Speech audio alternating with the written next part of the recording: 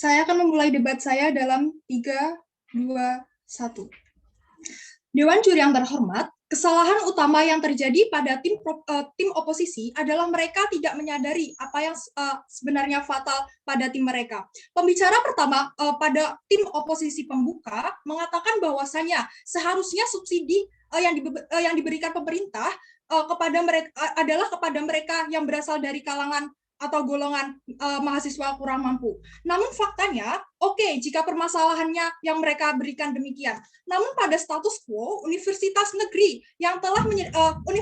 juga telah menyediakan jalur masuk mahasiswa seperti adanya seleksi mandiri, di mana mahasiswa pada golongan menengah atas melakukan subsidi silang terhadap mereka yang kurang mampu, sehingga mereka yang jurusannya kurang populer juga dapat terisi oleh mereka yang berada pada kalangan menengah atas. Selanjutnya juga adanya sistem BOP berkeadilan yang terdapat pada universitas-universitas negeri juga dapat melakukan subsidi silang, sehingga kita tidak serta-merta melibatkan pemerintah terhadap aspek program studi yang ada pada universitas negeri, sehingga ini juga merupakan otonomi yang ada pada masing-masing perguruan tinggi negeri. Selanjutnya, mengapa ini juga merupakan justifikasi kami bahwa apa yang sebenarnya terjadi juga dapat diperdebatkan. Masalah pertama adalah kami menyadari bahwa pemerintah yang memiliki sumber dana atau APBN yang terbatas. Lalu yang kedua adanya konteks darurat pandemi corona yang sedang terjadi, sehingga pengalihan dana yang terjadi pada status quo harus dialihfungsikan untuk mereka-mereka seperti tenaga medis dan sebagainya, sehingga dilakukannya take off dan pengalokasian dana agar segala sektor dapat berlangsung. Sebagai contoh, kompetisi dikti, KSN, KOPSI, dan sebagainya yang membutuhkan pengalokasian dana pemerintah, sehingga insentif pemerintah tidak hanya berfokus pada prodi-prodi tertentu yang harus diberikan subsidi. Selanjutnya, mekanisme kami di sini adalah untuk memastikan bahwa subsidi yang diberikan juga proporsional dengan melakukan supervisi terhadap perkembangan prodi yang disubsidi. Selanjutnya, di sini juga terdapat 3 fungsi, di mana 1, adanya fungsi evaluatif, yang kedua, fungsi apresiatif terhadap mereka yang berkontribusi di Indonesia, dan yang ketiga, mengenai fungsi bantuan pemerintah. Di sini kami akan mengintegrasikan poin-poin ini terhadap argumentasi kami.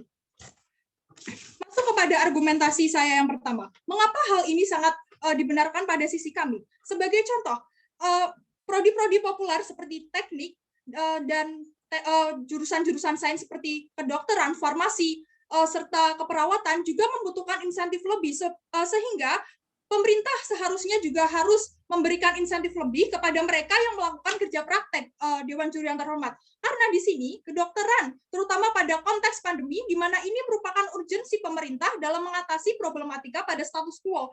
Selanjutnya, mereka juga mengatakan bahwasanya jurusan kurang populer seperti astronomi juga membutuhkan insentif yang lebih, seperti pembangunan observatorium dan sebagainya, ataupun juga membutuhkan seperti saintis-saintis untuk perkembangan zaman seperti penemuan planet dan sebagainya. Namun kami tahu bahwa jurusan tersebut juga merupakan jurusan yang terintegrasi dari jurusan populer seperti matematika, fisika, teknik, dan sebagainya. Masalahnya adalah kapabilitas yang terjadi pada mahasiswa tersebut pada bidang matematika dan fisika maupun keteknikan lainnya sebagai fundamental juga masih minim, Dewan Juri yang terhormat. Bagaimana kita akan melakukan perluasan subsidi jika nantinya hal ini juga akan sangat memperburuk pada tim mereka? Jahatnya, mereka juga mengintervensi otonomi pada hak prerogatif pemerintah. Selanjutnya, perubahan juga tak serta-merta terjadi karena perubahan membutuhkan sosialisasi dan transisi yang harus dapat kita pahami dan kita adaptasi sebelumnya. Selanjutnya, argumen saya juga mengenai yang pertama, tujuan pendidikan negara setiap daerah itu juga berbeda. Pada konteks negara Indonesia juga dipersiapkan untuk nantinya mereka pada angkatan kerja. Karena kurangnya keterampilan dan Indonesia serta minimnya tingkat numerasi serta literasi yang terjadi pada negara kita juga akan sangat memperburuk jika nantinya pemerintah memberikan dana bantuan insentif pada jurusan-jurusan yang populer. Selain itu, jurusan yang kurang populer hanya terisi selanjutnya, sanggahan kami juga mengenai jurusan yang kurang populer hanya terisi oleh mereka yang kurang mampu secara finansial. Dewan Juri yang terhormat, ini tidak sepenuhnya benar, karena jurusan yang kurang populer hanya juga dapat terisi oleh mereka yang kalah saing untuk masuk ke jurusan populer yang telah saya sebutkan di awal, bahwasanya aspek kapabilitas dan kompetensi juga dibutuhkan dalam memasuki jurusan-jurusan populer, dan keterserapan dunia kerja juga dipengaruhi oleh kompetensi pada mahasiswanya. Oleh karena itu, sehingga terdapat pengurangan niat memasuki jurusan populer yang mendapat subsidi tersebut. Selanjutnya, kami sangat bingung dengan apa yang sebenarnya diperjuangkan oleh tim oposisi. Mereka tidak menganalisis faktor yang terdapat dalam masing-masing individu, seperti adanya minat dan bakat yang terdapat dalam seleksi untuk seperti penerimaan mahasiswa baru dan kuota prodi yang terjamin pada jurusan populer. Mereka yang masuk jurusan kurang populer bisa jadi karena yang telah saya sebutkan di awal, kapabilitas dan kompetensi yang kurang mumpuni, sehingga nantinya diperlukan otonomi pada masing-masing perguruan tinggi untuk mendevelop masing-masing dengan adanya subsidi silang tersebut. Selanjutnya, yang tidak mendapatkan subsidi juga masih bisa eksis atau keberadaannya juga masih dapat ter-acknowledge karena kami mengkarakterisasi bahwasanya prodi lain tidak begitu membutuhkan insentif yang lebih besar daripada jurusan-jurusan keteknikan lainnya. Oleh karena itu, kami tahu bahwasanya mekanisme yang telah dibawakan oleh tim oposisi sangatlah buruk dan tidak dapat efektif dalam menanggulangi permasalahan ini. Oleh karena itu hingga kini kami sangat bangga untuk mendukung mosi ini.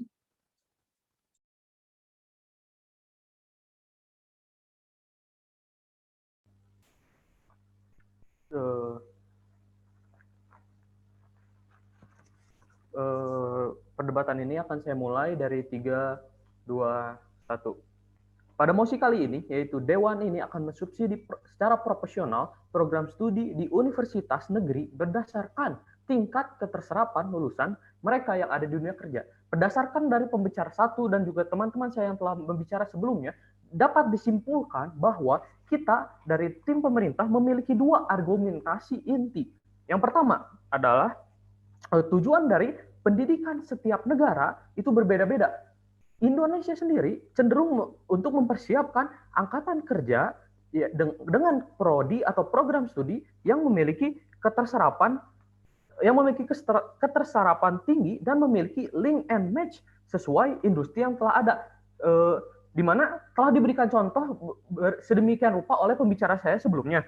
Lalu argumen yang kedua adalah prodi yang telah berkontribusi memiliki kesesuaian terhadap apa yang dunia kerja sedang butuhkan. Tak bisa dipungkiri bahwa ketika Indonesia tidak bisa mengimbangi kebutuhan ketenaga kerjaan yang dibutuhkan sekarang atau dibutuhkan zaman sekarang, Indonesia tidak akan bisa mengimbangi. Indonesia akan mengalami kemunduran dalam tingkat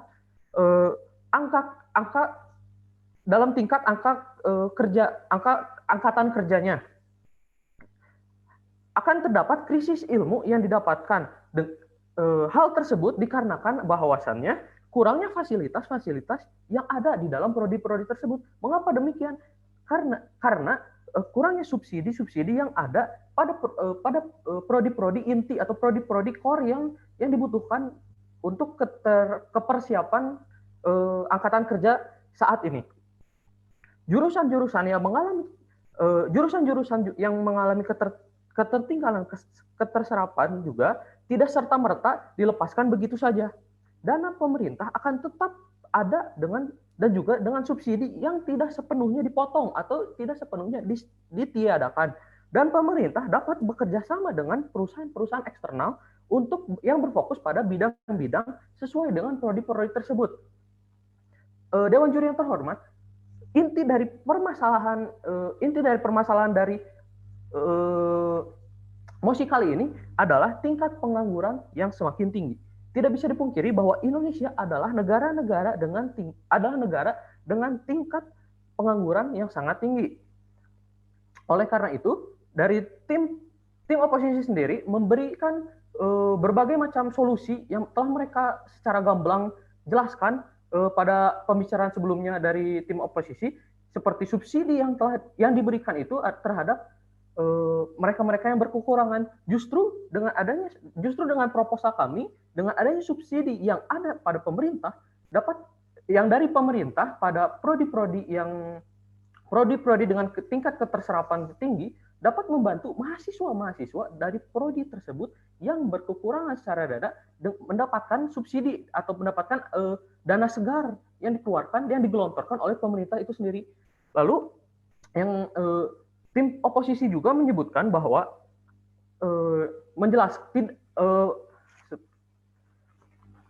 tim oposisi menjelaskan bahwa mereka akan mempersiapkan secara jangka panjang dengan memberikan subsidi. Tim oposisi bilang mereka tidak akan jika kita tidak akan siap dengan tatanan dunia baru jika kita terus melakukan cara seperti ini. Cara seperti ini hanya berlaku untuk jangka pendek. Namun, tim oposisi sendiri tidak menjelaskan secara gamblang bagaimana proposal mereka dapat membantu permasalahan-permasalahan yang ada di jangka panjang sendiri. Bagaimana mereka dapat berfokus pada bidang-bidang yang akan digunakan kita ke depannya. Justru dengan mereka tidak secara eksplisit menjelaskan bahwa bidang A adalah bidang yang akan terpakai di kedepan hari. Mereka tidak pernah menjelaskan secara gamblang. Oleh karena itu, justru dengan adanya subsidi yang besar yang digunakan untuk suatu jurusan yang belum tentu membutuhkan dana yang sebesar itu, dapat menghasilkan problematika hal lainnya, seperti akan terdapatnya kecurangan dalam pengelolaan dana tersebut, dan juga lain-lainnya. Dan juga tim oposisi tidak berfokus pada permasalahan utama yang ada, yaitu untuk mengurangi angka pengangguran yang ada tersebut. Tim oposisi juga tidak berpikir bahwa akan terjadi permasalahan tersebut seperti kecurangan dari pengelolaan dana itu. Tim oposisi mengatakan bahwa Indonesia akan menjadi negara konsumer jika proposal pemerintah ini akan dijalankan.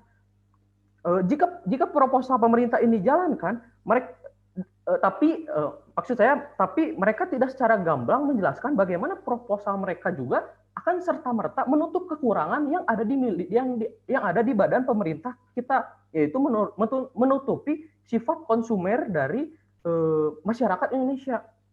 Namun sebaliknya, jika proposal dari tim oposisi dilakukan dengan adanya pengfokusan subsidi terhadap bidang-bidang yang berkekurangan, itu akan membuka pintu secara lebar-lebar di mana bidang-bidang yang tingkat keterserapan atau bidang-bidang yang sedang diunggulkan saat ini akan semakin melemah di sisi pemerintahan Indonesia, dikarenakan fasilitas yang kurang memadai. Hal tersebut membuat sehingga sumber daya manusia tidak dapat berkompetisi secara global dengan masyarakat dunia, dan akhirnya mereka tidak dapat berinovasi, sehingga mereka akan tetap balik lagi memiliki sifat konsumerisasi, di mana mereka tidak dapat menciptakan alat-alat yang dapat